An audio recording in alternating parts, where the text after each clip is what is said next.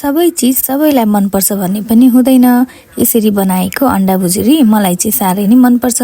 हजुरहरू पनि एकपटक ट्राई गर्नुहोला है त। मैले प्याजलाई यसरी मसिनोसँग काटेपछि 3टा अन्डा लिएको छु। त्यसमा मैले थोरै नुन हाले। यसरी मजाले फिटिसकेपछि प्यानमा मैले तेल हाले अनि प्याजलाई मैले फ्राई गर्न राखिदिए। हल्का हल्का गोल्डन ब्राउन भइसकेपछि लसुन अदुवाको पेस्ट पनि राखिदिए। त्यसलाई पनि फ्राई गरे। टमाटर 2टा जति हाले, खुर्सानी हाले, स्वादअनुसार नुन अनि थोरै बेसार हाले। यसरी टमाटर पाक्नको लागि राखिदिए।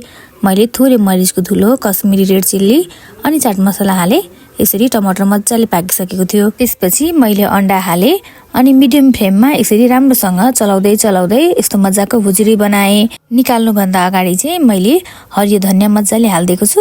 त्यसले गर्दा मिठो बास्ना पनि आउँछ। प्याजले गर्दा हल्का हल्का गुलियो फ्लेभर आउँछ अनि चाट मसलाको टेस्टले पनि एकदमै मिठो हुन्छ। सधैँ एउटै तरिकाको कति खानु होइन त, कहिलेकाहीँ नयाँ पनि ट्राई गर्नुपर्छ।